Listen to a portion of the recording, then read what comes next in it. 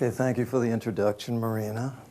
This is the fourth, as Marina said, in our series of talks about the Mahatmas, about the masters and their wisdom, we have titled it. Tonight, I'm going to talk about our relationship to the masters. And so perhaps I need to kind of clarify the language of that just at the outset. Very often we talk about our relationship, and when it comes to speaking in terms of the Mahatmas, obviously we're not going to be talking about some sort of a personal relationship. So this isn't going to be a how-to discussion about how to better our relationship skills in any sense that we might think of as personal. I do have to say, after we talked last week, and last week we went into something about the Mahatma letters,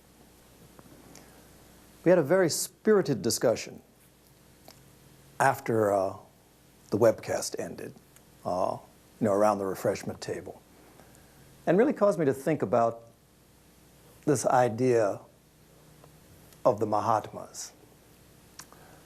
Not so much to call into question any of the things that I've said, so I'm not going to do any sort of retraction today, so don't worry about that. But really to kind of think through what it means for us to talk about this whole idea of the Mahatmas. In the conversation that we were having last week after the talk, one of the things came up was that this whole idea of the masters or the Mahatmas can be something that's a little bit difficult sometimes to swallow. I mean, just in the talks that we've had here, we've talked a little bit about how the Mahatma letters came to be produced. This whole idea that many of these letters were actually precipitated, which is to say kind of just fell from nothing and then came into being, full-formed. We talked about some of the ways that people had encountered the Mahatmas, either in their physical bodies or sometimes in very, very unusual, phenomenal sorts of circumstances.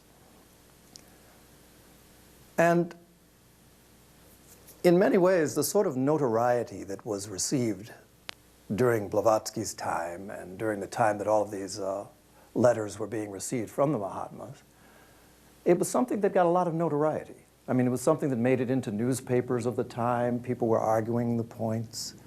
People were discussing it. Thunder.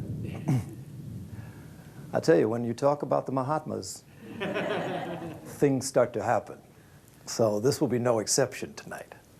So for those of you who might have doubted, has this changed anything for you? But no, just to say that it was something that received an awful lot of notoriety. And people fell down on all sorts of different sides of this issue. Many people felt it was the biggest hoax ever perpetrated. This whole idea of Mahatmas and letters and people precipitating things. For the people who were actually there and experienced it, for the people who saw these letters materialize, and there were many, and the people who reported about it, it was something that was an undeniable fact. It's like me trying to deny that I'm looking at you and I see you dressed in brown, and somebody who hasn't seen you completely doubts it. How do you argue that? So, that was a sort of a condition that was going on. I think of it very much, the only contemporary example that I can think of would be something like the UFO sightings. Where countless people of all different sorts of walks and stations in life saw something that they described. And they saw it on a variety of different levels. Some people encountered it in various different ways. But that it was something that was undeniable for those that witnessed it, But for the rest, it's just, you know, the latest front page in the Inquirer. And, you know they like to make things up. So, I mean, that was a sort of a condition that we have with this whole issue of the masters. And that in and of itself is that causes no difficulty, except when you get to the point that so much of what we think of as the foundational teachings of theosophy derived from that source, at least of contemporary theosophy. So it's one of those things where the masters and the validity of what the masters have to say, it's something that we probably would be best served if we were to just let it stand on the actual teachings that came from this reported source. So it's something that's been a feature of anyone who tries to approach the study of modern-day theosophy, that somewhere along the way you come into this whole realm of Mahatmas, masters, and then you have to kind of make up your mind how you're going to deal with that, how you're going to relate to this as an idea first, and then perhaps if there's some sort of validity to the idea itself, then you can maybe think in terms of how to go beyond that. In what sense any sort of relationship with or to the masters might be meaningful. But I think for most people it begins relating to the idea of the masters. Getting either into or getting past or just feeling that you just can't deal with this idea of these enlightened beings whose knowledge is extensive, far beyond ours, whose development is such that, you know, things we regard as sort of phenomenal occurrences are just sort of normal activity for them, and who are able to speak in terms of in-depth description of the constitution of the human being and the universe in which we reside. So I think for those to whom the Mahatmas have some sort of deep significance, then, you know, those are people who tend to have, one way or another, become comfortable with the idea that this is in fact a reality. For those who do not feel that there's some sort of validity to the idea or to the history behind this idea, then it's probably best just to stick with the teachings themselves, because they can speak for themselves.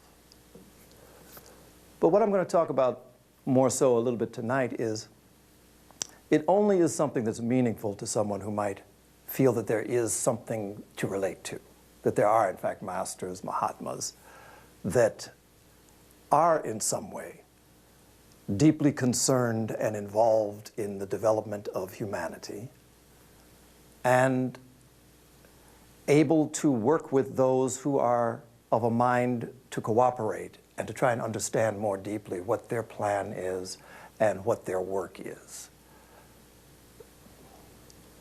So one way to say it might be that in terms of our particular spiritual path and our approach to unfolding, that really the masters, the Mahatmas, are, and this is almost on the verge of sacrilegious, it's hard for it to even come to my lips. The Mahatmas are irrelevant. That you can proceed, you can become as deeply involved as your constitution permits without ever having to touch or deal with the idea of the Mahatmas. So it's irrelevant. But it's only irrelevant until that point where it becomes relevant to you. And at that point, it marks a marked shift in the way in which you approach your own unfoldment and your relationship really to others as well. So what it is that brings about this sort of shift in point of view is the key element, really. Because it's something that we can study about the Mahatmas deeply. You know, there's many works that are written about them, many sort of interpretations of their teachings and of the meaning of their teachings.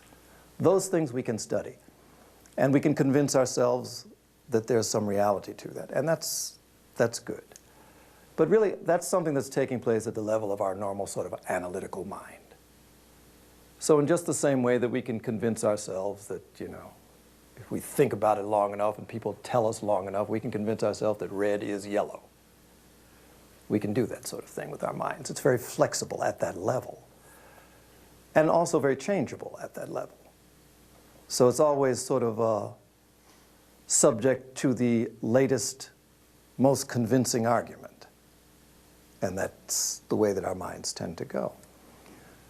So at that level, there's a certain sort of solidity that starts to develop, but we're never really completely solid at the level of just our normal analysis.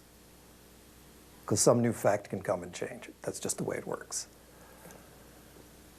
So what is it then that might be said to bring the Mahatmas into relevance in a person's life and approach? And really it involves a deeper perception than anything that we can see with just our normal sort of minds and eyes.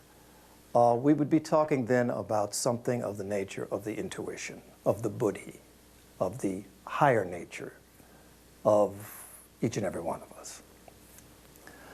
So really the appreciation for and sense of relevance of the masters is really the result of what we might describe as an intuitive moment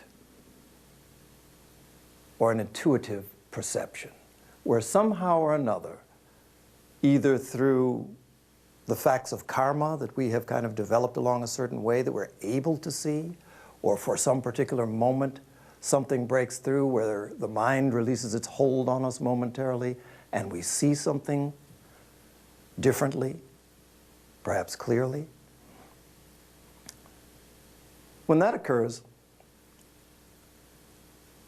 that's when this whole approach to, an idea of relationship to and with the Mahatmas takes on a new meaning.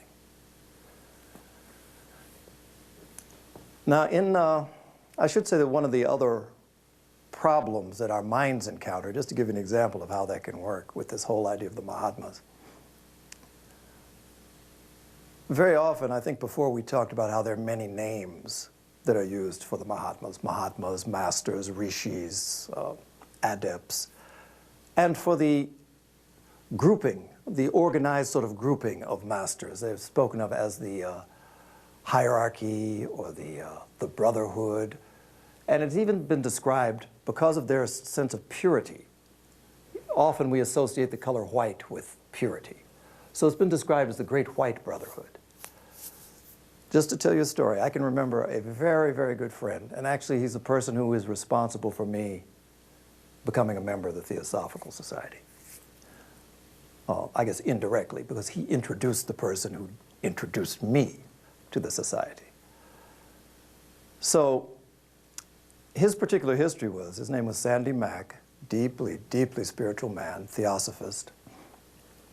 But an interesting feature of his history was that his father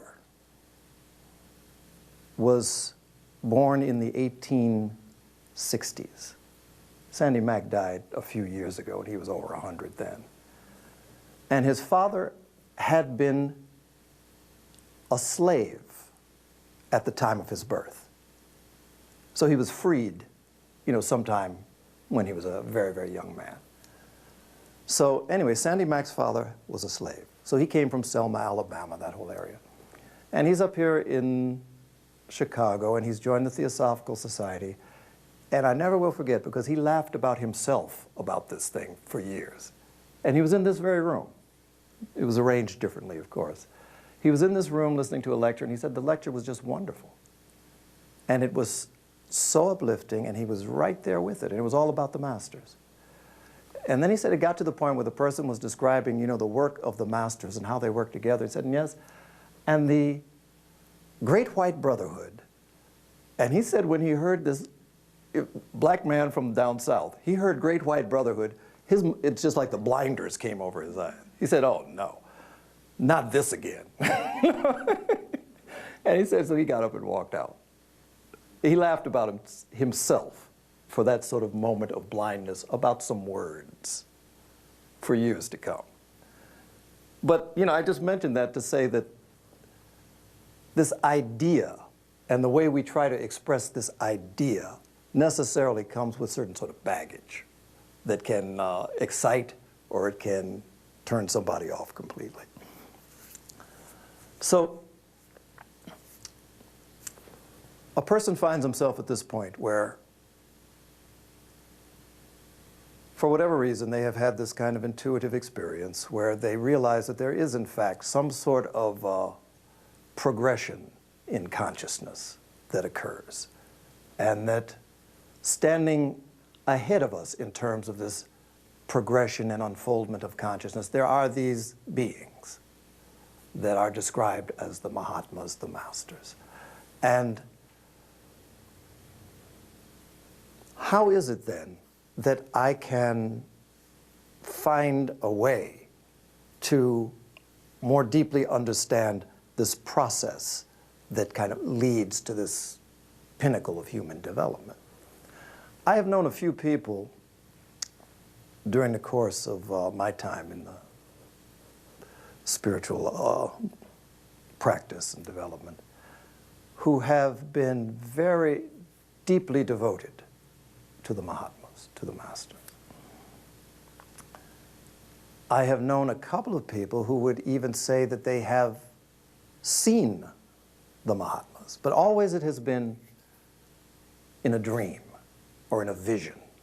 I can't say I've met anyone who has told me, you know, I saw the physical body, you know, standing here and we had a conversation. But I know people who have a deep reverence for and devotion to the Mahatmas. And there are people who are as sane as, I was starting to say you and me, but at least as sane as you. And they're very, very convinced, and their lives sort of show something very different. So what is it that the life shows? In the book that we're going to be going over in our next Living Theosophy classes, webcasts, it's going to be At the Feet of the Master, which, you know, for those who are familiar with it, it's just a very, very short book, and it only talks about 4 things. So we're going to have 4 nights to talk about each one. But it's all focused on how it is that one who finds some sense of value in this idea of the Mahatmas can cultivate themselves to be of greater use or of greater connection to the masters. And so the title, you know, At the Feet of the Master. But not to go into that, only to say that there is one particular passage in there that talks about, what it says is, if you have seen the Master, you will trust him to the uttermost through many births and through many deaths. It's a paraphrase. I think I got it. I think I got it right, for the most part at least.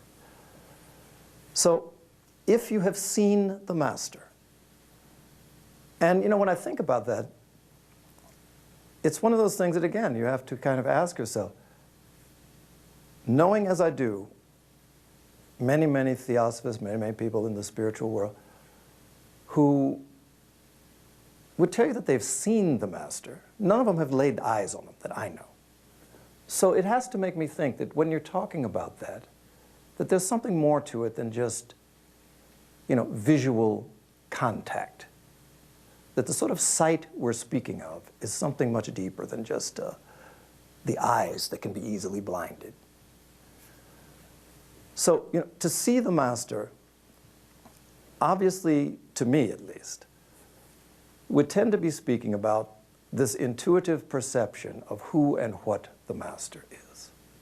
And what that brings about, in the words of this particular quote from At the Feet of the Master, is a deep and unshakable trust. Trust to the uttermost. And it goes on to say that where there is no trust, there cannot be the perfect flow of love and wisdom, but there cannot be the perfect flow of love. So, just in normal sorts of thinking,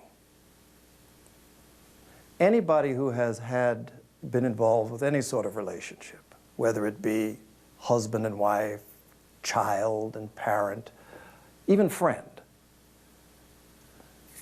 you find that there's one thing that is completely required for any sort of non-dysfunctional relationship. And the one element that's required is trust.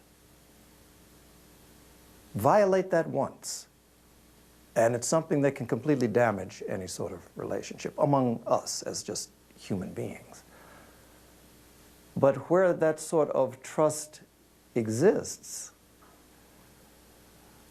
all of us have found that it creates some sort of openness.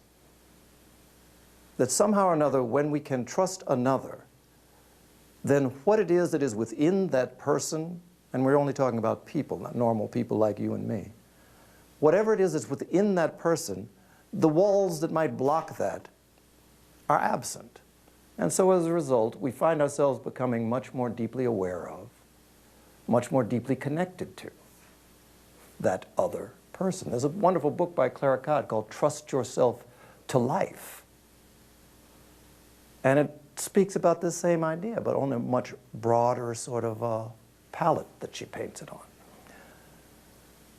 And I think for most of us, the normal experience that we have just in becoming the people that we have become is at certain points in our development, we have found moments where we've had trust that has been broken.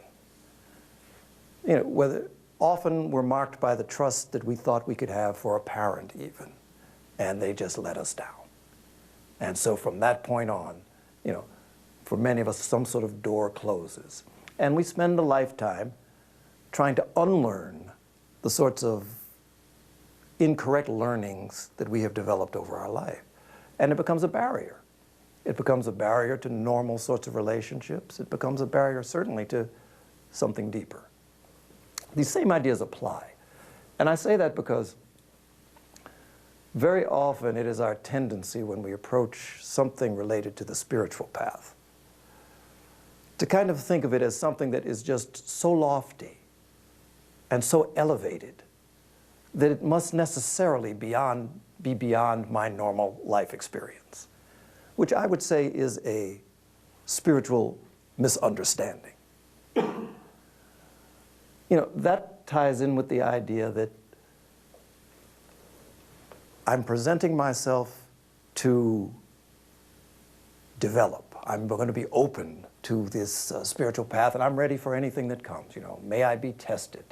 And so we wait for the time that comes when we're going to have to, jump in front of a speeding truck that's just about to run the Dalai Lama over, and we can save him so that the world can be safe for peace. And this is when we're going to really show who it is that we are. Another foolish idea that we the big tests are what we're looking for. But really, the daily test, the daily initiation that we go through is nothing like that. It's nothing at all. I mean, the ability that we have to step away from what's described in the Mahatma letters as this strong self-personality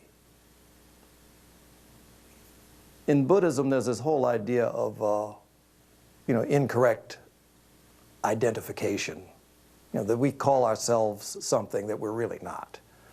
And so we end up developing this self very deeply and clinging to it. So there's this whole idea of self-grasping, that we have thoughts, we have ideas, we have a personality that wants to perpetuate itself and will grasp at anything to do so. And so we find that bleeding into almost every situation in life. And we also find it being one of the main blockages we have to this moment that we feel we're ready to develop and we want to unfold. We see something higher that is a possibility. And yet all of these sorts of habits of mind that put us at the center of the universe, that have us feel that in some way we're in opposition to all others, are things that actually are impediments to any sort of relationship with the Mahatmas. And actually, you don't even have to think of it as the Mahatmas. If you just think of it as what is the thing that on the deepest level is the most healthy way for me to behave, then probably we would have a better idea of what it is that would develop a deepened relationship with the Mahatmas. And one of those things, just the natural development of trying to move beyond this self-centered attitude that most of us, all of us have, is to look beyond the self, to try and somehow engage in some of the other sufferings in the world, and to try and align ourselves in some sort of way to be a blessing to that. I started to say that, you heard the thunder, right? See, I have an advantage. I saw the flash of lightning outside, but I couldn't speak quick enough to say something that would make you think that I'm commanding the elements, I can remember, actually, I was talking to a group one time, and I didn't see the thunder. And I was saying something about, it was something, and I remember I said, and then at that moment, it happened. And I was pausing, and this terrific lightning struck, and people looked at me. If I had wanted to be a guru, that was my moment, and I just missed it. But in terms of what it is that makes us useful to others, what it is that makes us useful within our families, within our communities, those are sorts of basic things that also make us usable to what we might describe as a higher power, or to the Mahatmas. And that's sort of like an entry level. Obviously, in the Mahatma letters, one of the things that's described is various sorts of levels of connection to the Mahatmas. Everything from someone who is just living a useful life to someone who has really committed themselves to actively deepening their spiritual life. They speak about the chelas of the masters, the ones who are actually the accepted students of the master, which is a very different level from anything that we function on. For the chela of the master, those are the ones who have really made a systematic sort of cultivation of their inner life, who have systematically dropped off these kind of encumbrances that we all carry around with us. In the, one of the things that H.P. Blavatsky wrote, which has become something of a mantra for many people, and it also describes this pathway of unfoldment and right thinking, you could say. And it's called the Golden Stairs. And it's really just a simple description of qualities that would in fact make us deepen our relationship to the Mahatmas. And it's something like a clean life is the first thing that's said. So, very clearly, certain habits don't help us and certainly block us from others. If we're going to behave in such ways where we weaken our body, where we weaken our emotions through appetites that we have that we don't have control over, it has a polluting effect. And it makes it very difficult, it makes it difficult for us to communicate with one another, let alone with something or someone who is of a much finer sort of vibratory rate. So a clean life, an open mind, a pure heart, all of these things talk about qualities. An unveiled spiritual perception. It's yet another thing, taking the veil off.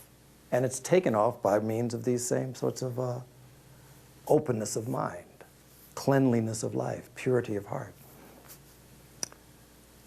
A brotherliness for one's co-disciple. So once you feel that you actually have committed to a path, then immediately what happens is you start to find people of a like mind being drawn toward you, and you being drawn toward them. And then the attitude is just treating them as if you're really fingers on the same hand. A brotherliness, like it's a family sort of relationship. And so that's something that is spoken of as very important as well. Very often within the Theosophical Society, you find that, you seem to meet people very often that somehow you feel as if you have known. I mean, you hear that all the time, where people be thinking about things, talking about things together, and they feel as if this isn't the first time, that we've known each other somehow or somewhere, that there's a sort of shared bond around this one central idea. So, that's an example of this kind of brotherliness. And then it goes on to say a number of other things, but I would just advise that you take time just to look those up, see what it says. There are a number of guides and helps that we can kind of read. Among those are the At the Feet of the Master, and the qualities of discrimination, desirelessness, and the others that are mentioned. But probably at the most fundamental level, if the idea of the Mahatmas is something that is in fact has reality, then what they would say is that really the seed of this Mahatma is within each and every one of us. That it's not something that we have to search for. It's not something that we have to make a pilgrimage anywhere outside of ourselves to encounter. That the Mahatma is really completely available at every moment within us. So the higher self is really. H.P. Blavatsky said that there were two voices that she would listen to and obey invariably. To her, she said these two voices were voices that were infallible. And the first voice was the voice of her master. The second voice was the voice of what she described as her inner master, which is to say her own higher self. And that when that voice would speak, when she was in a frame of mind where she was able to actually hear that voice speaking within her, it would be something that is infallible. So for us, who have not had the experience perhaps of meeting this other master, the higher self is something that's always available. And probably it would be something that we would be well served to try and cultivate that, to try and follow these very simple steps that will unfold our ability to hear, our ability to see this intuitive insight. So I think that's about all that really I have to say on that for this evening. Maybe we could have such questions as there might be.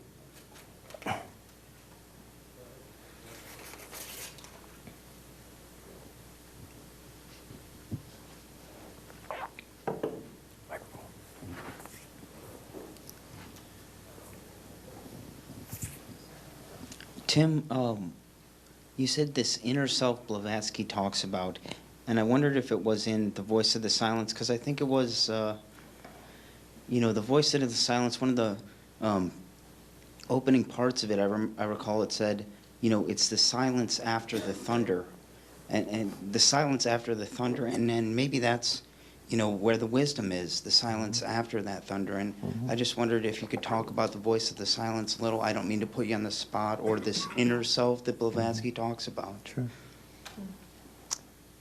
Probably a lot of what might be regarded as the thunder, first of all, is the noise that fills our normal daily life and our normal consciousness. For most of us, it is the equivalent of a thundering sound that seems to constantly be with us. That at whatever moment that subsides, it's only then really that we're able to sense this other voice.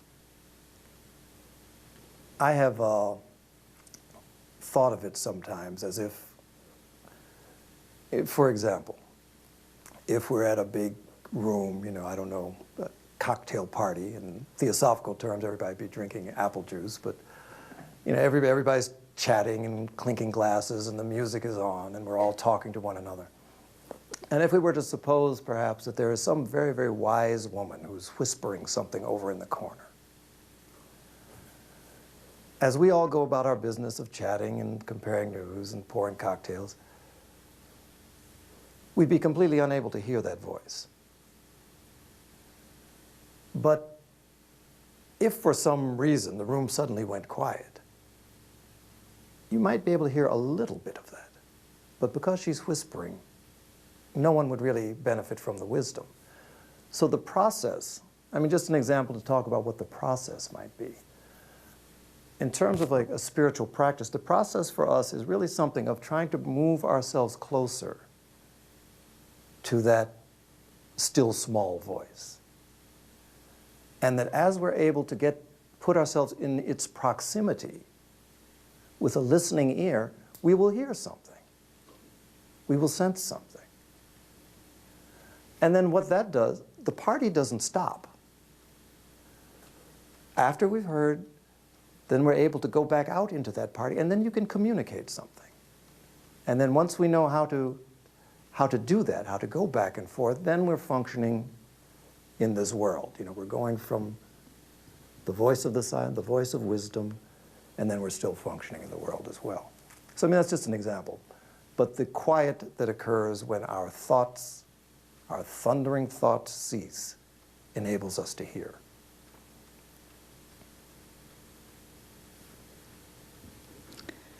Well, I've wondered as you were speaking tonight about how much, you know, when you go in a direction, it kind of creates, things just open up and unfold. And I wonder how much what we bring to it, our intention with it, actually creates what we find. I mean, do we see the masters because we're looking for them? Are they really there? We do have a strong ability to hypnotize ourselves with a lot of this. But one of the real answer is when you're not going to be able to figure it out kind of analytically. It's like somebody saying, am I really in love? And most people who ask that question, the answer is no. Most of us. Because we're having to think about it, we weigh it out. And most of the time, we probably don't even know what love is. But there is a certain quality of love that is unquestionable. And I think in the same way, this whole approach to the masters is one where until we have actually learned how to see clearly, it stays in the realm of an idea. But then once we actually do perceive, I think the words "and at the feet of the master" are correct. You know, once we have seen, then the trust is to the uttermost. And that's the difference. The difference between seeing with the eye and seeing with the inner eye.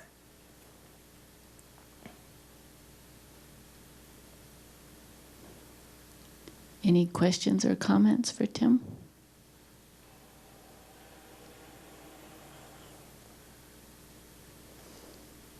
Last chance, Chris.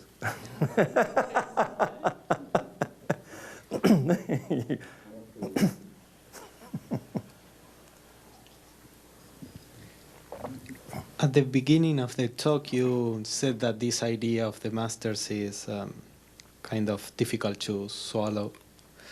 And, similar ideas are in other traditions. And for some reason, they are accepted. When the Tibetan Buddhists, they say Padmasambhava gave these teachings to a lama, and Padmasambhava had died, 400 years before. Sure.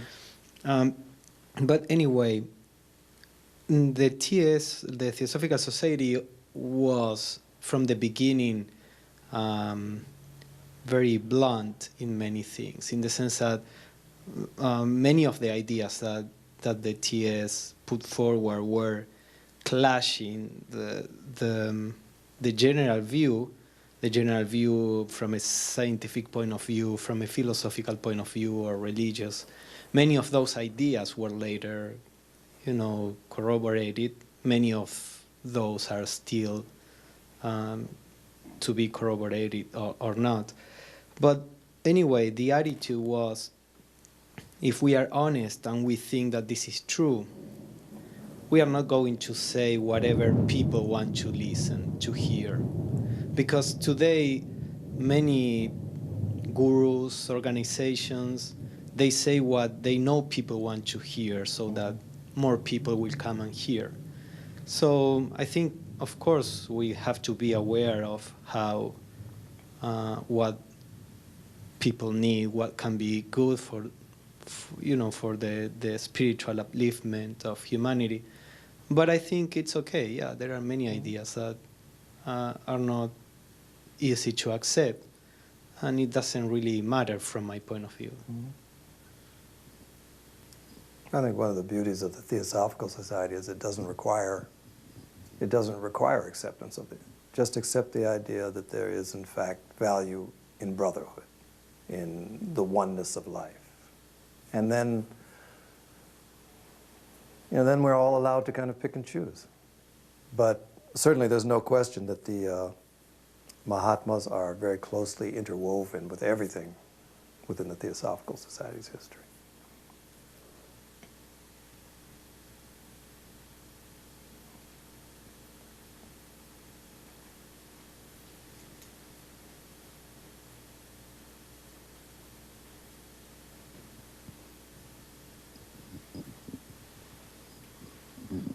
I have been listening to Speaking of Faith.org, and they had an interview with John Kabat-Zinn, and he said that Buddha left his wife and children to, and you were talking about clean life, pure heart. How do we apply that in our daily life without renunciation? Because Buddha renounced everything, left everything behind. But it's also, I'm not saying that that is a better way or that is a simple way, because you tried that and it's not as easy as we thought. It's not going to be as simple as that. But just in our daily lives, just going on, the purity of heart and this loving kindness, how do we go on without renouncing, renunciation? So that's in your point of view. Yeah. So. Actually, it seems if really all of those things are really qualities that are already within us. I mean, oftentimes we think as if it's something we have to get, that we don't have. But the seeds of all of those things seem to be within us, and it seems to really be the normal sort of, the normal way that people express when they're not so deeply imprinted by the society as we have become. It seems if it's not something where you so much have to renounce as it is that you have to recognize and accept those qualities that are within you. Because obviously, I mean, for a person who is brutal to animals or something like that, it's not where they have to renounce beating the animal. Rather, that they can acknowledge that this is something that causes suffering to this animal, that probably the animal's not too much different from us, that it's not looking to suffer. You know, those sorts of basic ideas, that if you think them through, there's a certain logic that demands action. So, you know, a clean life, anyone who has gone on a junk food diet knows that you don't feel good. You know, it doesn't take too long. And so it's not a matter of renouncing junk food. It's just a matter of eating things that promote your health. Same thing with our thoughts. You know, to the extent that we find ourselves mired in thoughts of jealousy and hatred and comparison and all the sorts of things we tend to do, you don't feel good. So, I mean, the simplest thing to do really is, if you're aware, any one of us, we can see what it is that makes us feel good. And generally, that's also one of these qualities that can kind of fall into the category of a clean life. Purity of heart. To the extent that we harbor animosities, you know, you can, the person you have something against is going home and they're sleeping very, very well that night. And you're up late at night. So, I mean, these are very simple things that they're talking about. And so, I mean, to that extent, I don't think it requires renunciation. Buddha was something very different, because his was a determination to actually be free from this, being caught on this cycle of birth, rebirth, death, sickness, old age. And so he was determined he was going to break that cycle. And in order to do that, that's a very different level of function. Yeah. Yes.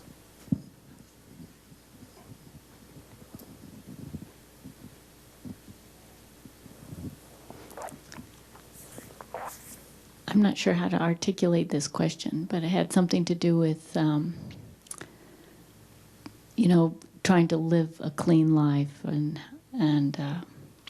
come from a pure heart, and how that feels good, ultimately. Getting in touch with ourselves enough to know what feels good, really, truly, and then to keep going in that direction, which seems to me to employ some discipline.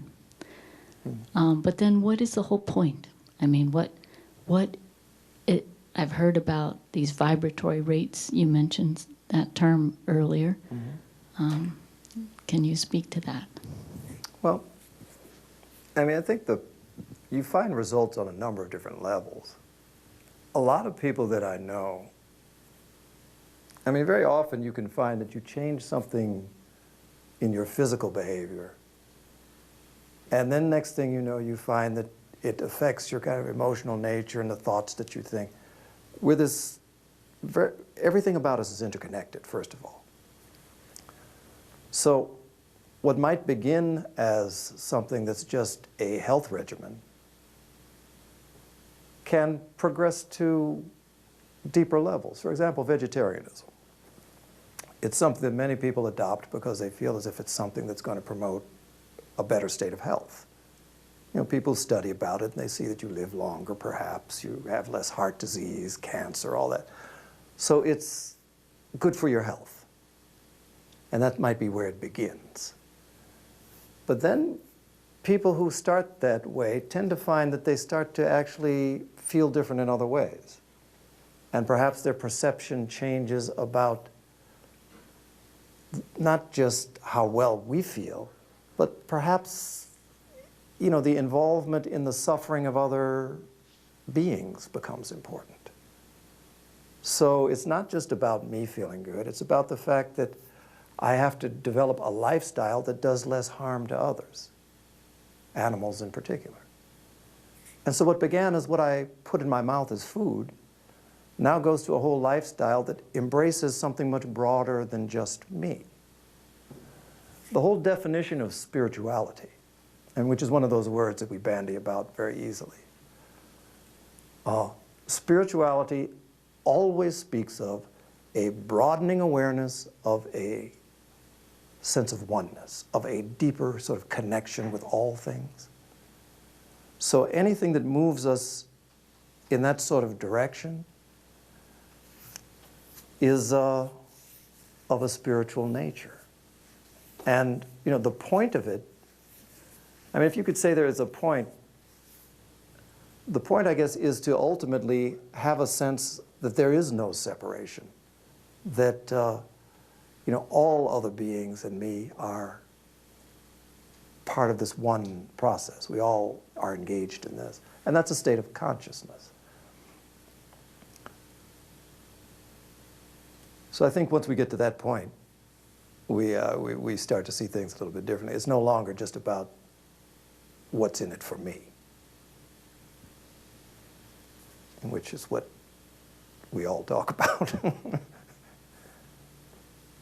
fact, there was a great Catholic teacher who spent a lot of time, I think, in India as well, Anthony de Mello.